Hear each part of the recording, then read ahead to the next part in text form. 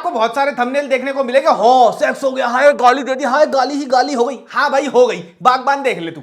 Hi guys, मैं हूं शांतनु और रिव्यू शुरू करने से पहले मैं तुम सब लोगों को बोलना चाहता हूं एक बहुत ही हार्टफेल्ट थैंक यू, क्योंकि हम 2 लाख सब्सक्राइबर्स क्रॉस कर चुके हैं और ये पॉसिबल नहीं होता तुम्हारे कंसिस्टेंट लव और सपोर्ट के बिना।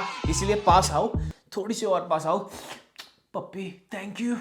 तो guys finally Rana Naidu Netflix पे ड्रॉप हो चुकी है। मैंने इसके 10 के 10 लंबे एपिसोड्स एक ही बारी में बैठ के बिंज किए। तो क्या ये शो जस्टिफाई करता है अपना एक्सक्रूशिएटिंगली लॉन्ग रन टाइम? क्या ये शो है at par with some of India's finest web shows, या फिर राणा नायडू है जस्ट अनदर अडैप्टेशन? यही सब डिस्कस करेंगे आज ऑनेस्टली सेइंग में।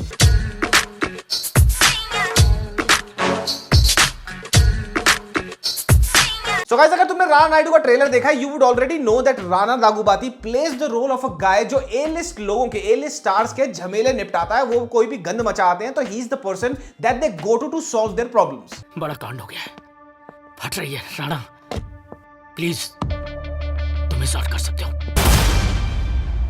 और जिन लोगों ने रे डोनोवन नाम की वेब सीरीज देखी है जिसका राणा नायडू एक ऑफिशियल इंडियन रीमेक है, they would fairly well know कि राणा नायडू की स्टोरी क्या होने वाली है। इसी कारण मैं इस शो की ज्यादा स्टोरी नहीं डिस्कस करने वाला, because that's not the fun part. The most fun part about this show is it's wild west treatment that sets this show apart from anything else that's streaming on other OTT platforms right now. कोई भी celebrity को problem होता सबसे पहले तेरे को phone जाता है। राणा नायडू कोई साप्ताहिक धारावाहिक नहीं है जो आप अपनी शाम की चाय पीते हुए अपने घर वालों के साथ देख लो। राणा नायडू है train of tequila shots on a wild night out. Rana Naidu हम साथ है वाला सुंदर सुशील और सहमा हुआ सलमान भाई नहीं है। राणा नायडू है बेधड़क बदतमीजी से आगे बढ़ता, चाटे बजाता, गाली बकता तेरे नाम वाला सलमान भाई। राणा नायडू फटी का आलमंड मिल्क या सोया मिल्क नहीं है। राणा नायडू है फुल फैट भैंस का दूध जो कुछ चुनिंदा लोग ही अच्छी तरह पचा सकते हैं। And this exactly is the most fun part about the show. Show में गालियां हैं, भर के हैं और बेधड़क तरीके से। अभी एक काम कर, तू इसको गाड़ी में डाल ले। शो में वाइल्ड सेक्स सीन्स हैं, भर के हैं और वो भी बेधड़क तरीके से।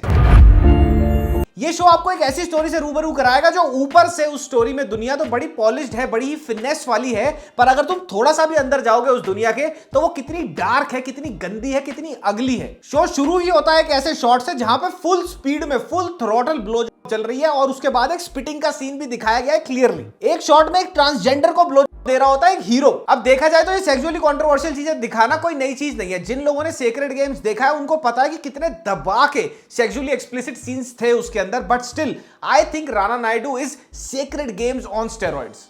हमारे यहाँ तो कहते हैं कि अगर राणा जुड़ा है तो स्कैंडल बड़ा है। पहले 3 एपिसोड में इस शो के अनडिनाइबली आपको काफी स्ट्रॉन्ग वाइब्स आएंगे सेक्रेड गेम्स के, इन द सेंस कि भैया कुछ गलत हो रहा है, कहीं पे कुछ चल रहा है स्टोरी के बैकग्राउंड में, there is something dark and dingy, something sinister happening. इस शो की लिखाई बहुत ही रॉ, रियल और अनअबैशड है। ये शो केयर नहीं करता कि किसी ऑडियंस को कितनी गालियां, किस डिग्री की गालियां डाइजेस्ट हो सकती हैं। ये शो केयर नहीं करता कि सामने वाले ऑडियंस कितना हद तक एक सेक्सुअली एक्सप्लिसिट सीन को डाइजेस्ट कर सकते हैं। This show is very real and does justice to the story it's telling. Show में बड़े पॉलिटिशियंस हैं, बिल्डर्स हैं और माफिया हैं जो ऑन द टॉप तो बहुत ही ज्यादा फिनेस वाले लगते हैं, बड़े ही फाइन पॉलिश्ड लगते हैं, बट वो at the end of the day इतने नीच कलेश करके आ गए हैं कि अगर उनको निपटाने की बात भी हो ना, जिस बंदे से वो चाह रहे हैं कि तू निपटा दे भाई, तो वो बात बड़ी क्रास लैंग्वेज में इंटेल होगी। और वही ये शो ना बड़ी बारीकी से पकड़ता है। मैं क्या करा, गोली मार के आ रहा हूँ। अब यही देख के आपको बहुत सारे थंबनेल देखने को मिलेंगे, हो सेक्स हो गया, हाय गाली दे दी, हाय गाली ही गाली हो गई। हाँ भाई हो गई, बागबान देख ले तू। अभी तक हमने मेजरली ऐसे क्राइम बेस्ड शोज में देखा है क्राइम नॉर्थ साइड का, मतलब भाई यूपी हो गया, दिल्ली दिखा दिया, पंजाब दिखा दिया, लेकिन इस शो में ना तुम्हारे को देखने को मिलेगी हैदराबादी माफिया। जितने कैरेक्टर्स का हैदराबादी बैकग्राउंड दिखाया है शो के अंदर, उन सारे के सारे एक्टर्स ने जो डायलेक्ट पकड़ा है हैदराबादी भाई, ऑल्दो मिक्स्ड है वो, क्योंकि मुंबई और हैदराबाद के बीच में रोटेट करती है स्टोरी, लेकिन जो डायलेक्ट पकड़ा है कुछ आर्टिस्ट ने, भाई मजा आ गया देख। नित्या मेरे को ये मोमबत्ती का स्टोरी बताई, बोलिए। राणा दागुबाती और वेंकटेश दागुबाती की जो ऑन स्क्रीन केमिस्ट्री है ना, एब्सोल्यूट फायर है। वो इंटेंसिटी रहती है थ्रू आउट द 10 एपिसोड्स। कहानी समाज की ऑलमोस्ट हर गंदी सच्चाई के ऊपर टच अपॉन करती है और काफी अच्छी तरीके से करती है। फॉर एग्जांपल, गॉडमैन कैसे छोटे छोटे बच्चों को मोलेस्ट करते हैं, फिर यही गॉडमैन कैसे प्रोटेक्ट करे जाते हैं बाय द पॉलिटिशियंस। कैसे बड़े बड़े ए लिस्ट बॉलीवुड स्टार या फिर कहीं के भी कोई भी सिनेमा के स्टार कैसे अपने क्राइम्स को छुपाते हैं और किस हद तक जा सकते हैं उन क्राइम को छुपाने के लिए। जो बच्चे बचपन में मोलेस्ट हुए हैं और उनको सही से मेंटल हेल्थ का ट्रीटमेंट नहीं मिला over the years of their growing up, उनके ऊपर क्या क्या इफेक्ट्स हो सकते हैं इस चीज के while they are a full grown adult, वो भी आप देख के चौंक जाओगे। नॉर्थ एंड साउथ की कास्टिंग का एक बहुत बढ़िया ब्लेंड तुम्हारे को देखने को मिलेगा, क्योंकि अगर दो ए लिस्टर साउथ के एक्टर्स इस शो को लीड कर रहे हैं ना, तो जो सपोर्टिंग कास्ट में है ना वो अप टू 75% नॉर्थ के आर्टिस्ट हैं, पुराने टीवी आर्टिस्ट हैं, और उनको जो रोल दिए गए हैं उन्होंने बहुत ही बढ़िया तरीके से निभाए। ऐसा कैसे छोड़ दिया? उसको 5 साल और है जेल में। राणा दागुबाती, सुशांत सिंह और अभिषेक बैनर्जी तीनों सगे भाइयों का रोल प्ले करते हैं और बहुत ही स्टार्किंगली, बहुत ही कॉन्ट्रास्टिंगली डिफरेंट पर्सनालिटीज होती हैं तीनों की। और मेरे हिसाब से इन तीनों में जो भाइयों की केमिस्ट्री है उसमें स्टैंड आउट करता है अभिषेक बैनर्जी। उस बंदे को तुम कोई रोल दे दो, he can never fail a role. Rana Daggubati का जो कैरेक्टर है ना वो बड़ा ही स्टोइक नेचर वाला कैरेक्टर है, मतलब वो सब कुछ कंट्रोल तो कर रहा है लेकिन अपने चेहरे पे कुछ नहीं आने दे रहा, और यहीं पे Rana Daggubati shines in the show. Ashish Vidyarthi साहब एक बहुत ही ज्यादा अंडररेटेड ब्लेसिंग है, एक लिविंग लेजेंड है जिनको उनका ड्यू नहीं मिल रहा है। और तुम्हें ये मैं क्यों बोल रहा हूं समझ आ जाएगा शो में उनकी परफॉर्मेंस देख। शो का एक्सप्लिसिट नेचर देख के ना कुछ लोग ये कहेंगे कि वेंकटेश दागुबाती साहब इतने एस्टैब्लिश्ड एक्टर हैं तो वो इतना एक्सप्लिसिट रोल क्यों करेंगे। यार इसका कोई रीजन नहीं है, इसका क्या मतलब हुआ? ही इज एन एक्टर, उनको एक रोल दिया गया, उनको एक स्क्रिप्ट दी गई and he has done absolute justice. Lovely role है उनका शो के अंदर। तेरे को इधर नहीं आना चाहिए था नागा। नाना नहीं बोलेगा मेरे को, बाप हो तेरा। मैंने रे डोनोवन देखा है और मैं ये तो नहीं कहूंगा कि ये शो 101% जस्टिफाई करता है, एट पार है with the original, but it's very near to the original, let's say 80% there, because it's very well executed. Mirzapur की कहानी का थ्रो और इंपैक्ट याद है? जब पहला सीजन आया था मिर्जापुर का, तहलका मच गया था ओटीटी की दुनिया में कि भैया क्या शो बना दिया। उसका सबसे बड़ा रीजन ये था कि शो रॉ, रियल और अनअबैशड था और इसकी लिखाई बहुत जबरदस्त थी, रूट लेवल से ग्राउंडेड थी लिखाई। यहां पे भी वही है, राणा नायडू पे भी वही है, और इसका बहुत बड़ा रीजन ये है कि इस शो के क्रिएटर, राइटर और डायरेक्टर हैं मिर्जापुर के राइटर और डायरेक्टर करण अंशुमन। ये तो हो गई अच्छी बातें। अब जो बुरी बातें इस शो की वो ये है, और सबसे बड़ी बुरी बात जो मुझे लग रही है जहां ये शो मात खाएगा जिसकी वजह से, वो है इस शो का एक्सक्रूशिएटिंगली लॉन्ग रन टाइम।